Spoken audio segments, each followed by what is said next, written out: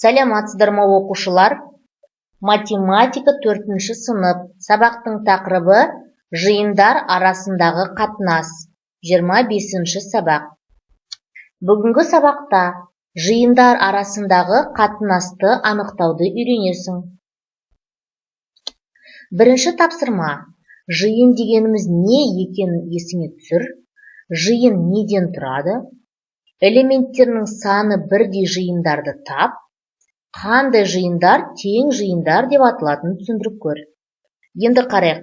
А жиыны бізде шеңбер, шаршы, үшбұрыш. Б жиыны шаршы, үшбұрыш, дөңгелек. Яғни А жиыны мен Б жиыны олар бізде тең екен, себебі екеуінде де шеңбер, үшбұрыш, шаршы бар екен. Енді келесіні қарайық. С жиынын қарайық. С жиынында бізде шаршы, үшбұрыш, дөңгелек. Бірақ оның түсі басқаша екен, көрдіңіздер ма? Және Д жиынын қарайық. Онда бізде тік төртбұрыш, жұлдызша және дөңгелек. Сонымен бізде А мен Б жиыны тең жиындар екен. Элементтерінің саны және құрамы бойынша сәйкес келетін жиындар тең жиындар деп аталады. Тең жиындарды біз былай жазамыз: А тең Б-ға. Келесі тапсырма, екінші тапсырма. А тапсырмасына қарайық. Қағаз бетіне номер бірінші тапсырмадағы А және С жиындарының қиылысуын бейнеле. Енді қарайық. А және С жиыны. Сонымен А мен С жиында бізде не бар екен? Дөңгелек екеуінде де бар, шеңбер, үшбұрыш бар и тік төртбұрыш. Тік төртбұрыш екеуіне тең, бірдей екен түстері. Ал үшбұрыштардың түстері әртүрлі, дөңгелектің түсі әртүрлі. Енді Ә тапсырмасына қарайық. Номер бірінші тапсырмада қандай жиын Д жиынымен қиылыспайтын жиын болып табылады? Суретін сал. Жиындарды әріптермен белгіле. Енді қарайық. Ә жиында, яғни бұл Д мен С жиыны бізде қиылыспайтын жиындар. Себебі олардағы фигуралар әртүрлі. Қараңыздар, біріншісінде бізде тік төртбұрыш, жұлдызша, дөңгелек.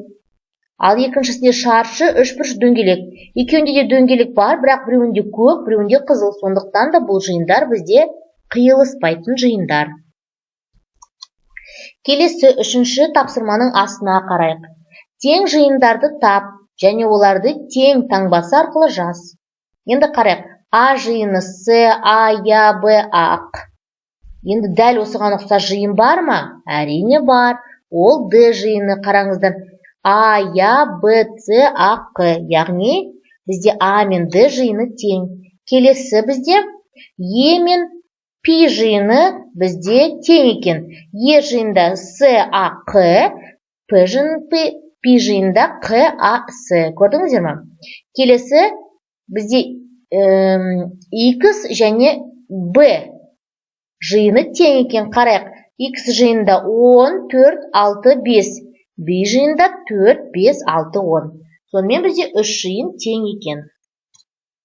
Келесі үшінші тапсырманың әсіне қарайық. Қай жиындар D жиынының ішкі жиыны болып табылады?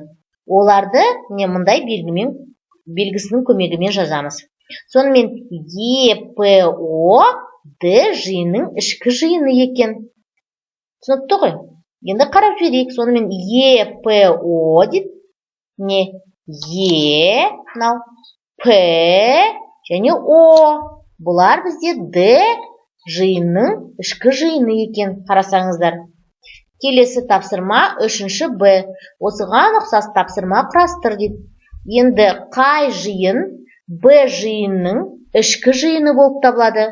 Яғни С жиыны Б жиынның ішкі жиыны болып табылады. Төртінші тапсырма көрсетілген өлшем бірліктеріне өрнекте. 89 метр квадратта 890 мың сантиметр квадрат бар. 13 арда 1300 метр квадрат бар. 9 гектар 50 арда 950 ар бар. 73 гектар 30 арда 7330 ар бар. 98302 метрде 98 километр 302 метр бар. 98.302 сантиметрде 9380 дециметр 2 сантиметр бар. 98.302 миллиграммда 98 грамм 302 миллиграмм бар. 98.302 граммда 98 килограмм 302 грамм бар.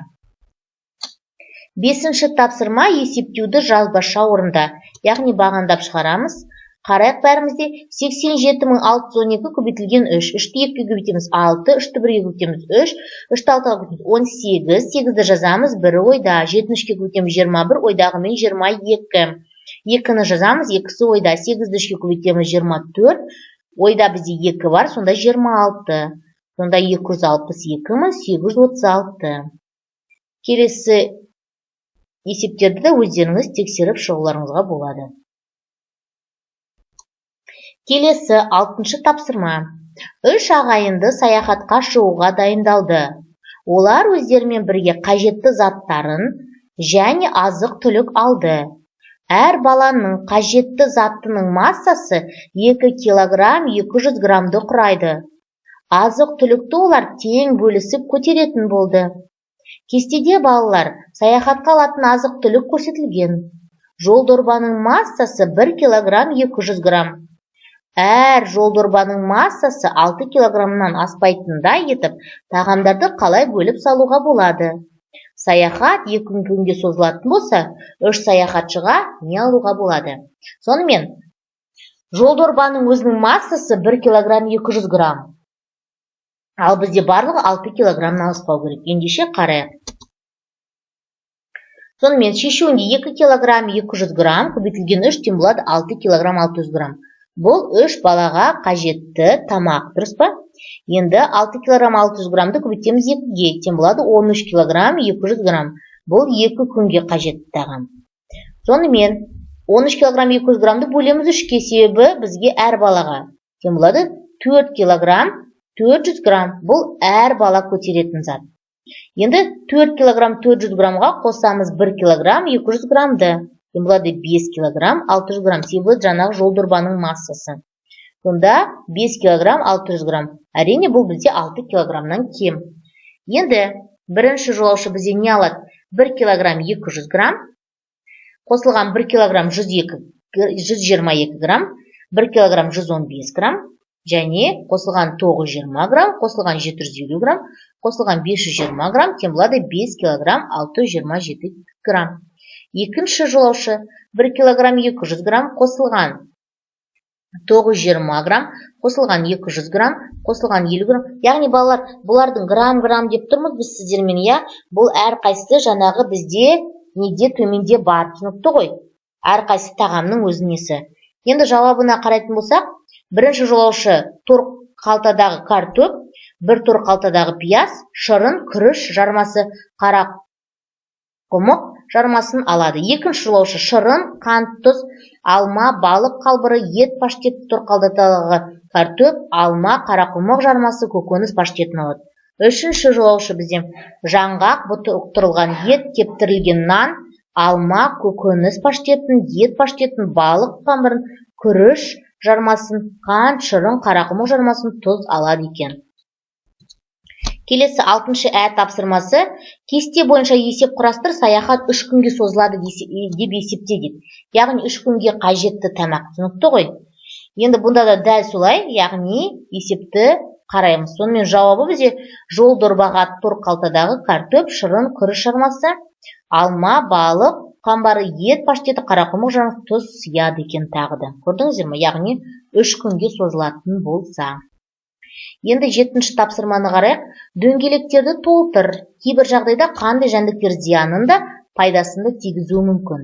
Енді пайдалы жәндіктерді және зиянды жәндіктерді және екеуіне пайдасы да зиянды да тигізетін жәндіктер жазамыз. Берілген жәндіктер бізде құмырсқа, жабайы ара, бал ара, көбелек, маса, жұлдыз құрт. Енді көрейік. Сонымен бізде пайдалы жәндіктер құмырсқа, көбелек, бал ара, жұлдыз құрт.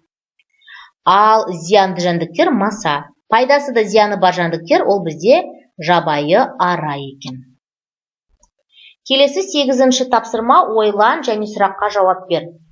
Бал толтырылған бөшке 34 килограмм тартады. Ал жартылай бал салынған дәл сондай бөшке 18 килограмм. Олай болса, бос бөшке неше килограмм тартатынын есептеп көр. Енді қарайық, 34-тен 18 алсақ, тен болады 16 килограмм. Жарты бөшкедегі балдың салмағы сонда 16 килограмм екен. Енді 18-ден 16-ны азытамыз 2 килограмм. Сонда бөшкенің салмағы бізде 2 килограмм. 9-шы тапсырма, үй тапсырмасы тең жиындарды тап және оларды тең таңбасын қолданып жаз дейді. Енді қарайық. Бізде бұл жерде А жиыны мен О жиыны тең, иә. Содан кейін тағы да қарайық. С жиыны мен Д жиыны бір-бірімен тең екен. Енді 9-шы тапсырманың әсінеге қарайық. Тең жиындар құрастыр. Әріптік, сандық. Оларды тең таңбасымен жаз дейді. Яғни сіздерге міне ұқсас тапсырма берілген. А жиында Q, A, Z, O, Q, Б жиында 6, 2, 8, 4, Д жиында A, Z, O, Q, және С жиында 8, 6, 4, 2. Енді тең жиындар құрастыратын болсақ, бұл жерде бізде А тең Д жиынына, Б тең С жиынына. Мына жерде бізде бір әріп қалып қойды, бұнда Q тағы да бір әріпін жазу керек. Сонда А тең Д жиынына, Б тең С жиынына. Осымен оқушылар, біздің бүгінгі сабағымыз аяқталды. Сабақ сіздерге түсінікті болды деп ойлаймын. Сау болыңыздар.